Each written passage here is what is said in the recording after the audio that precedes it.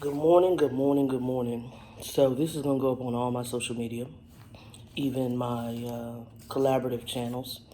Normally on the collaborative channels, I don't put anything, well, on the Trucker 411, I don't put anything dealing with anything Christian, but unfortunately, well, rephrase, fortunately, I'm going to have to do that today because it's what I'm feeling led to do, and I'm the one who started the channel. So we're going to talk, people, because I'm just going to talk with you, and some of it's some encouragement, and other part of it is just some realism.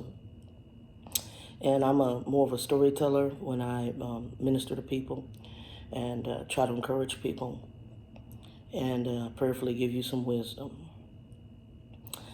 Yesterday, me and a buddy went out, and this is regarding coronavirus. It is regarding what's going on in our world today. So please follow along with me and be encouraged. Yesterday, my friend came and picked me up, and Joe is 63, I'm 51, so we are in the age range that is more likely to be impacted by this virus that's going around. We both needed some things at the store.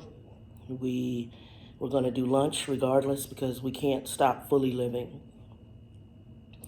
My company is having me work from home as of this week, but I'm having some internet challenges and they may not get in here till the 26th, so I may have to go to work for one more week before they actually come in here to repair the lines. I'm gonna try to call them Monday and see if we can get in any sooner, but it might be another week before they can come in and repair the lines. My buddy Joe and I, we went yesterday. He met me over here. I was at Sprouts. I had to get some last things at the grocery store. The shelves were bare. Sprouts had more food than most places. They had more items. They were restocking at the time we walked in. I wanted bulk staples. I had some things, but I didn't have others. And bins are empty. A lot of us, this is our new world. Our new reality is the fear and the greed and the panic and fear that people have. And a lot of times I believe we're walking in that because we don't have a solid foundation spiritually. I'm going to just say that. We don't know who we are. We are fearful of the fact that we are physically mortal beings, meaning that we will have an end at some point. The thing is that if you don't know who you are, if you don't have a spiritual foundation, then you may think that this right here is it for you. When we walk in Christian faith, in my belief system, when we walk in spiritual wisdom and understanding, we realize that even if this here is the end, this is truly not our end.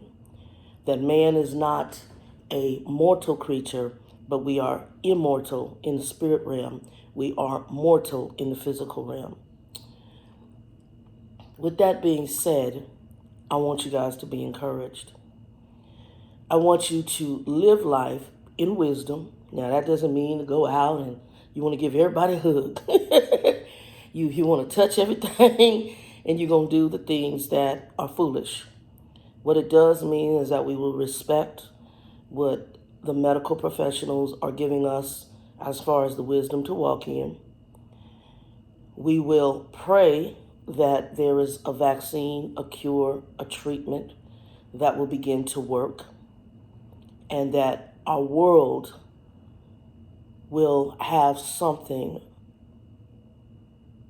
to get us through this time. This is not just about the U.S. anymore. This is a world crisis. And we need to walk in wisdom. I'm going to read a scripture here at the end, but I'm going to tell a story right now. When Joe and I went out yesterday, store shelves were bare. We finally got to 2 stores. We were able to get bulk staples that he has a family. He takes care of his mother's 96. He has a Down syndrome brothers who's my age, around 50. He has 2 other siblings living in his house who are elderly, 70s. And he has a great nephew that he has adopted. It's a very full house.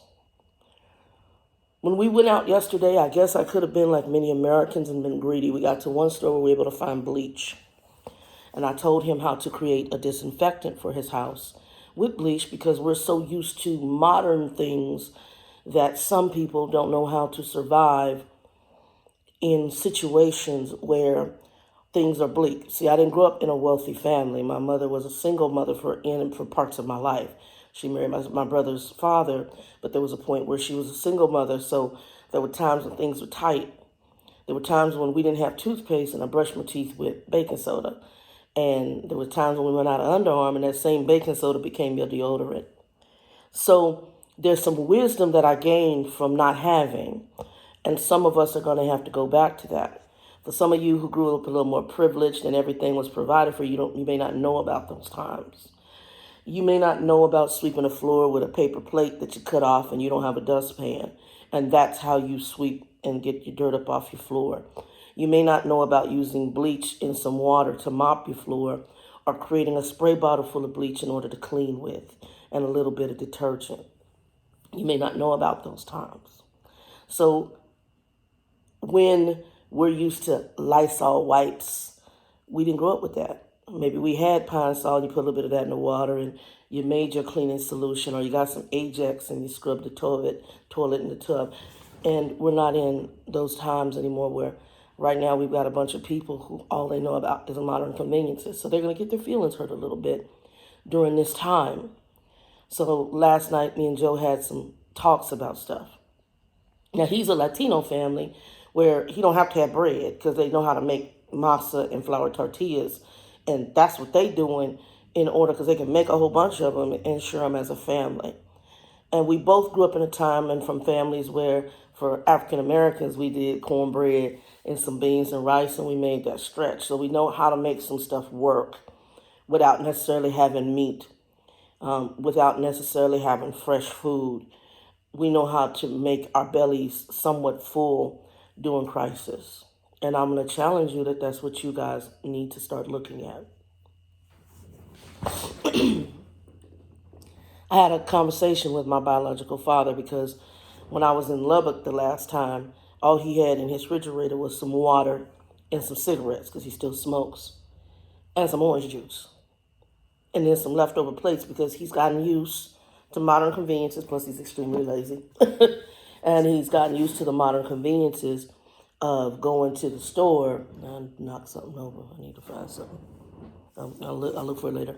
Of going to the grocery store and, going and having food instantly at the fast food places. Sitting down in a restaurant and spending money that he shouldn't be spending, but that's his business. And I told him when I was there last time, you have no staples in this house. He didn't have any rice, he didn't have any beans, he had nothing. Those are standard staples we should have in our home, people.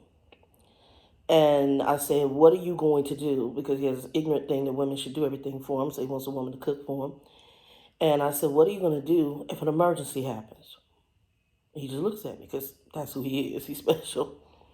So I called out of common human compassion. I said, look, things are going to get bad. We don't know how long it's going to take for them to treat this. We may get into a situation where we may be quarantined. And you need to get some staples in your home. Now, you can choose to listen. You by yourself.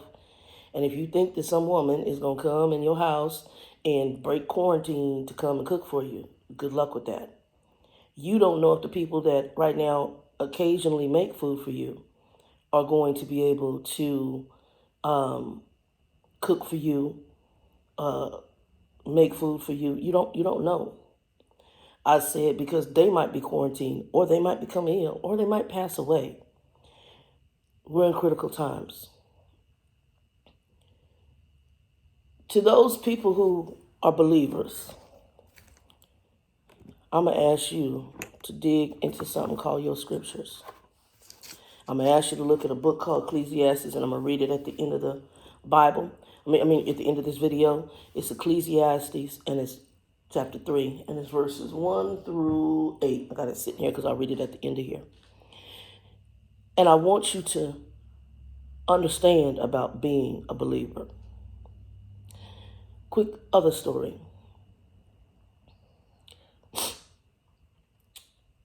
I was at a church. In church, I got my ministry license out of Tanner Chapel, AME, down here in Phoenix. AME. And one of the reverends, she had a very bad sickness, and I remember that my understanding is that she had ended up in a coma, and some other ministers went to go visit her while she was in the hospital, and it was bad. I believe her name was Jackie.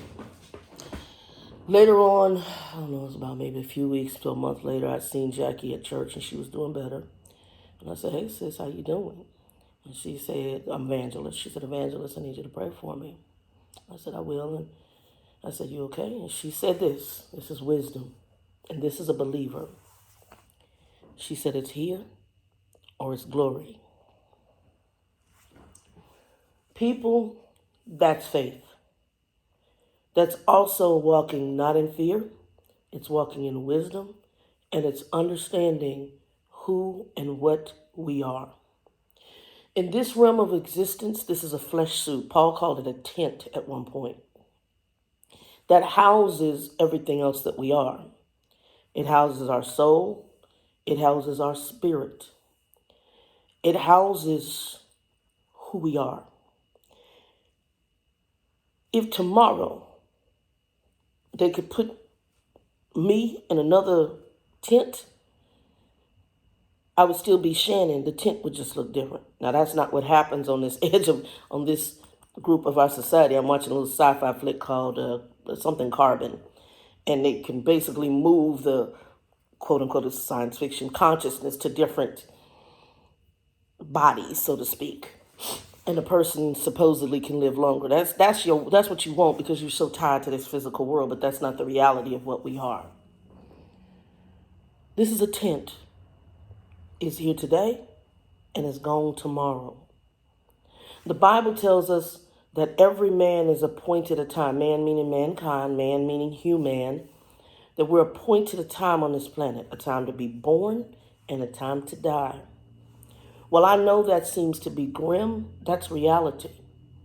Some people are going to get birth and they're going to live 70 years. Some will be like my buddy Joe's mom, live 96 years. Some might even hit 100. But some of us, we might hit 50. We might hit 52. Some of us, tomorrow's it for us. Some of us, today is it for us. And some people, like with Kobe Bryant and his daughter, some don't get but 13 years.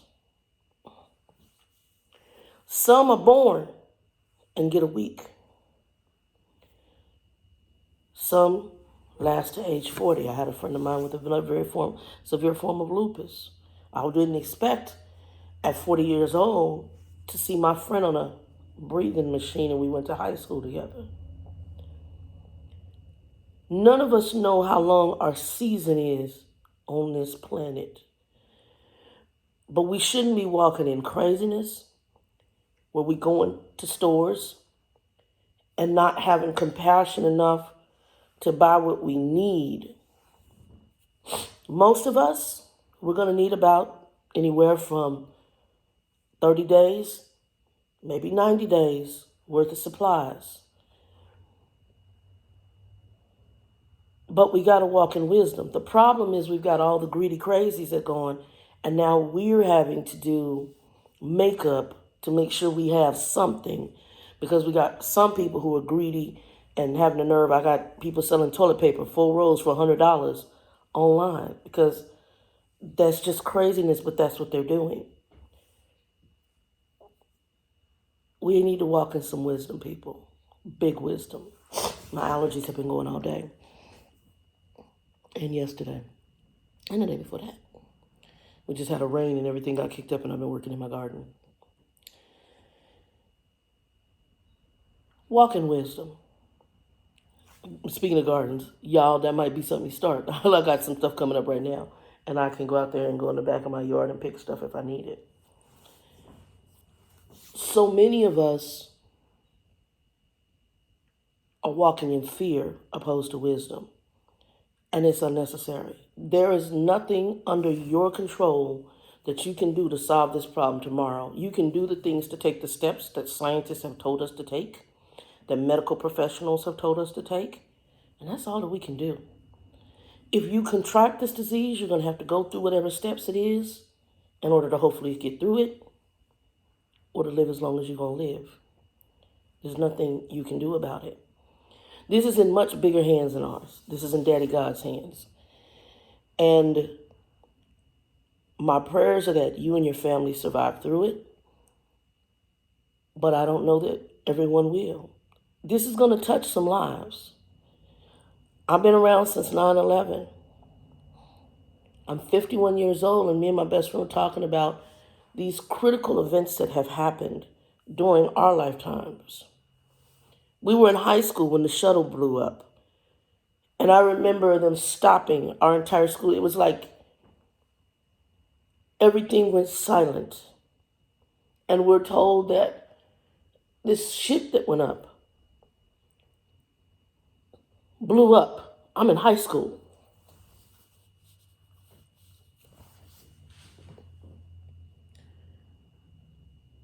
I've talked to people on the phone. I hear the fear of my friends. It's critical what we're at right now.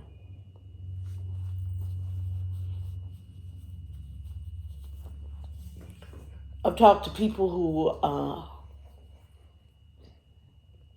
close friends that sit right next to me. And I hear the concerns for their families because they take care of aged loved ones.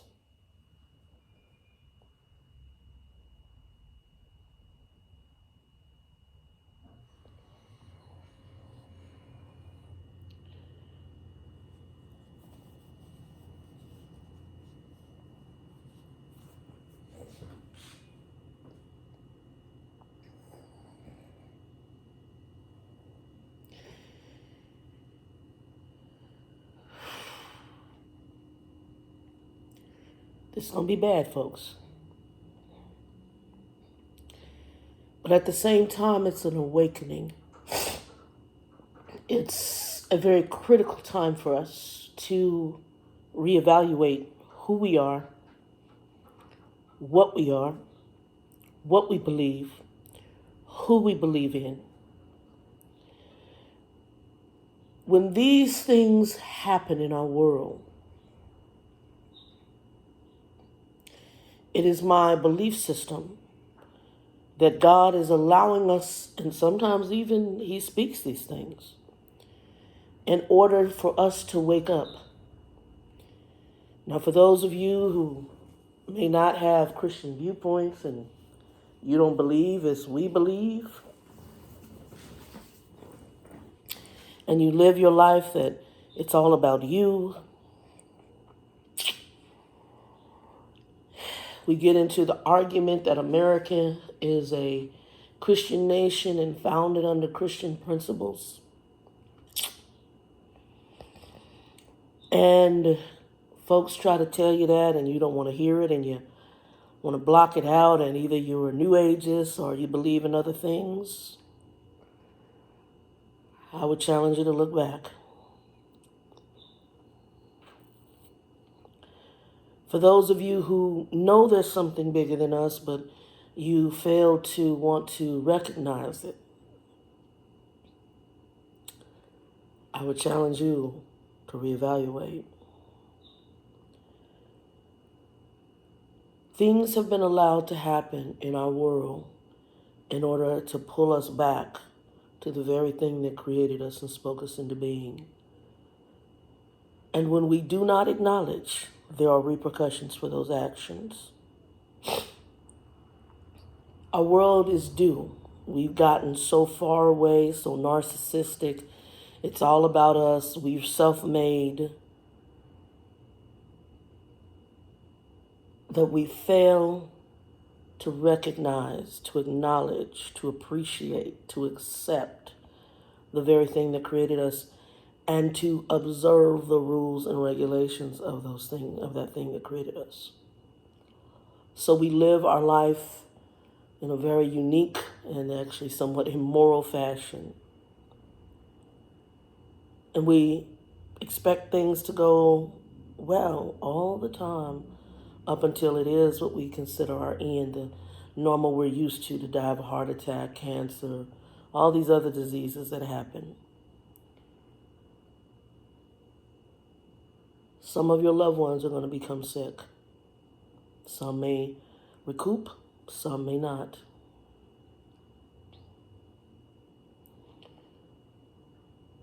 People you know may pass away.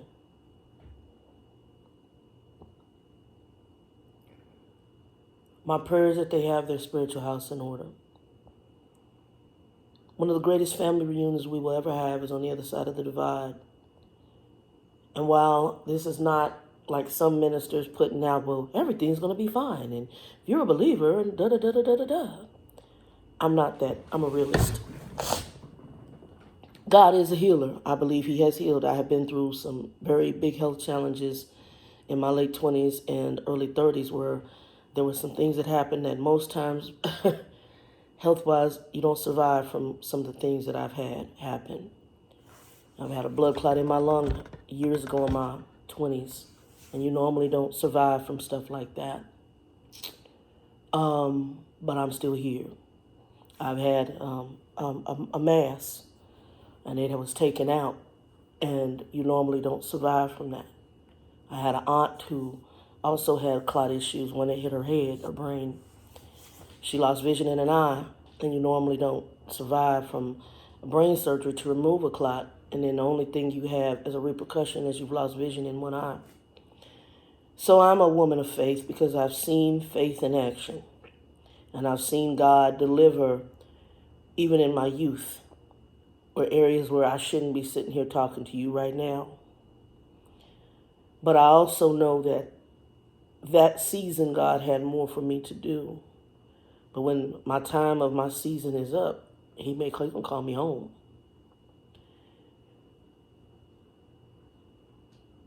We have a time on this planet. We have a clock. Every last one of us. Every last one of us. And when it's time, it's time. People want to say, well, the plane that went down with Kobe Bryant in it, it had this wrong and that wrong. Well, I'm going to help y'all out. Everybody on there, it was their time. I was around during 9/11, and while that was the most horrible and deplorable thing that happened, you heard two different stories. Stories of those who lost their lives and we saw die. I was when the media was showing them jumping out the building because the fire was too hot, and they would rather jump than to be burned up. I saw all that. My TV with my two eyes.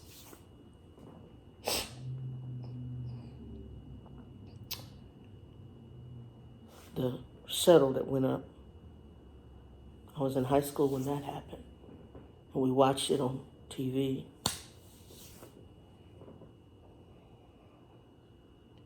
And now at 51 years old, I'm in a time of a pandemic that's taking lives. I was around when Ebola hit Africa,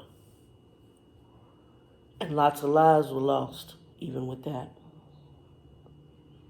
I didn't think that my home state of Arizona would come up with the vaccine that would fight Ebola years later, because I remember Ebola when it first came out, and it was devastating to an African country, one as global as we are today, because Ebola probably would have been here a lot sooner.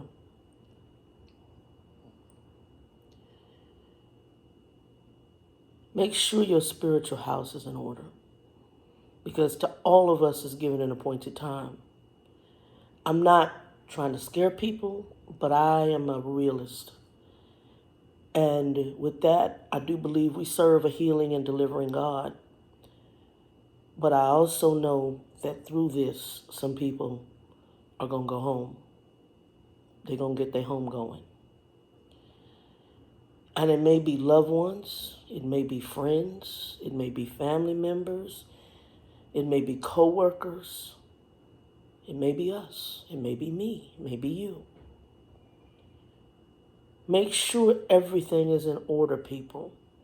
Don't walk in fear. Just get your house in order. I'm not sitting here scared right now because I'm confident of what I believe in. And I'm confident and prayerfully, Lord, that if tomorrow is my end, I will see him. I want heaven and not hell. Thus my goal. What say you?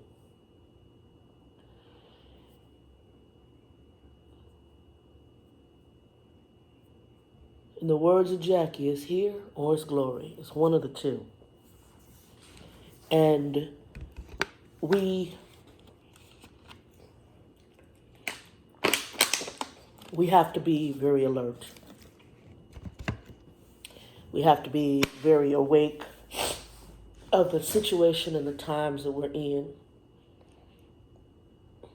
The tears that I feel right now are for the people that I've been around who I don't know that they know where they're going to go. I don't know that their walk is truly in order. And I love them dearly as close friends. But I know that some of my very close friends may not have their Christian walk in order. And all I can do is pray for them.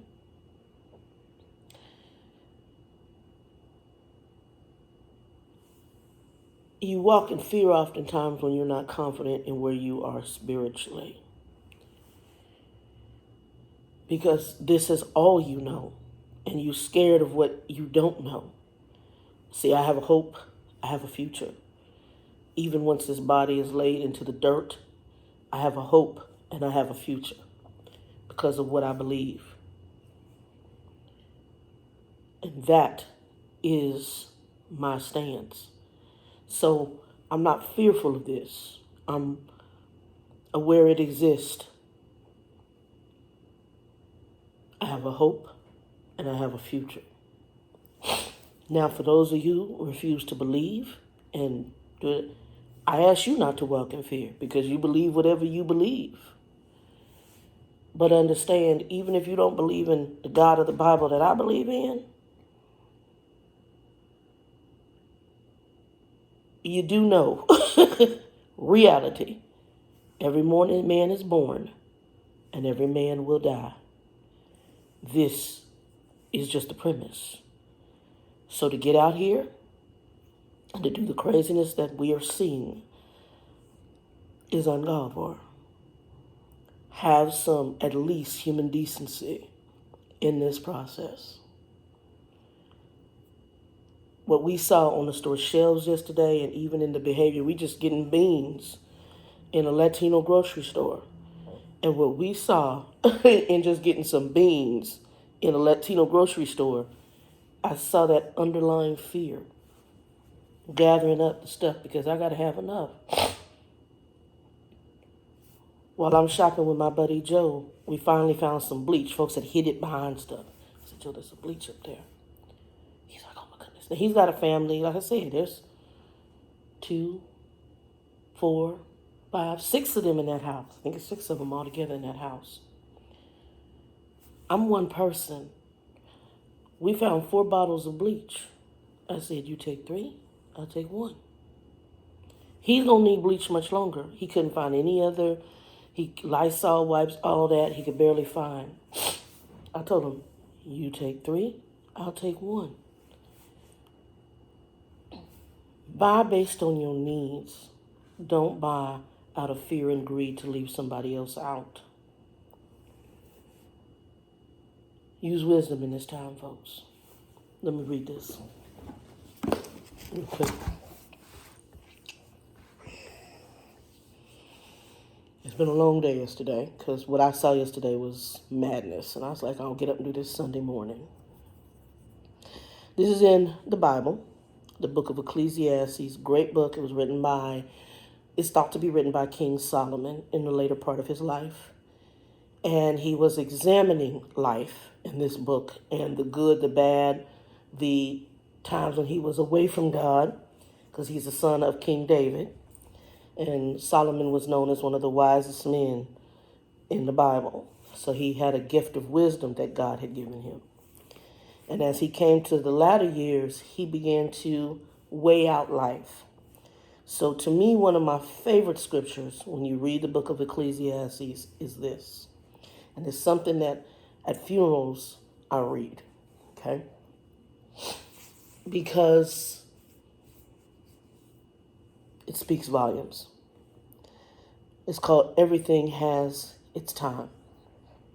To everything there is a season, a time for every purpose under heaven, a time to be born and a time to die, a time to plant and a time to pluck what is planted, a time to kill and a time to heal, a time to break down and a time to build up, a time to weep and a time to laugh, a time to mourn and a time to dance, a time to cast away stones and a time to gather stones, a time to embrace, don't have my glasses on, a time to embrace and a time to refrain from embracing, a time to gain and a time to lose, a time to keep and a time to throw away, a time to tear and a time to sow, a time to keep silence and a time to speak, a time to love and a time to hate, a time of war and a time of peace.